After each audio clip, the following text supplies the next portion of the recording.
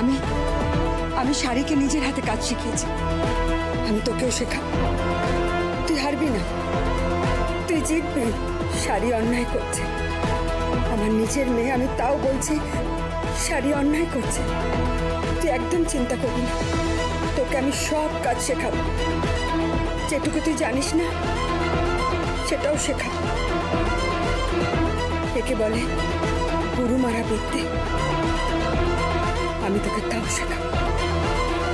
মাসি, এসব তো হলো, জামাই এসেছে, জামাই ষষ্ঠীর বরণ করতে হবে তো। বরণটা করতে হবে, বরণটা করতে হবে। শোন না, তোরা সব উলু দিয়ে শাক বাজা। এসো এসো জামাই, তুমি ভেতরে চল। শোলক, কি করবি কি এখন? আপাতত শাড়িগুলো তো দিতেই হবে। আর সাহেবদের ডেলিভারি? জানি না। জানি না বললে কি করে হবে শোলক, দিতে তো হবেই। হেরে যাবো এবার আমরা, কিন্তু আমরা আমাদের হকের টাকা বুঝে নেবই। হকের টাকা আমরা আমাদের বুঝে নেবই। ও যেমন মালকিনগিরি দেখাচ্ছে, আমরা আমাদের হকের টাকা বুঝে নেবই।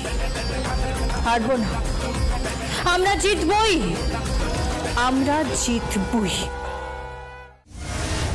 আমি তাহলে চলি মেম সাহেব, চলি ঘোষবাবু। আমি ফোন করে দিয়েছি, ও গাড়ি গিয়ে সব শাড়ি তুলে নেবে, তারপর আপনাদেরকে সাপ্লাই করে দেবে। নামটা একটু মনে রাখবেন আমার। হ্যাঁ, কোনো প্রয়োজন পড়লে ডেকে নেবেন। পিতৃ পতিত পাবন পোদ্দার, শাড়ির জগতের বেতাজ বাদশাহ। চলি।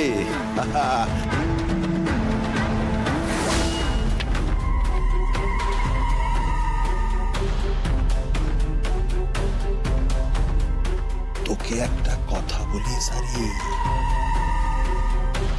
তোর বাপের পরিচয় আমি জানি। হ্যাঁ রে, জানি তোর বাপটা কে আছে, আমি জানি। ঠিক সময় মুখ খুলবো, তোর বাপের সঙ্গে পরিচয় করিয়ে দেব।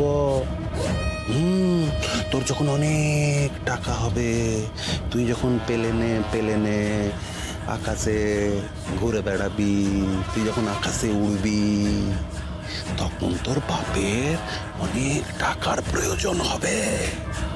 হ্যাঁ রে, তখন তোর বাপের সঙ্গে আমি পরিচয় করিয়ে দেব।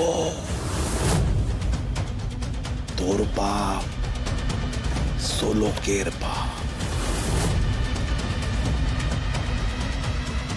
চলি। শুনুন পিচ্ছি, পিচ্ছি শুনুন, পিচ্ছি। কি বলে গেল তোমার? কি হলো?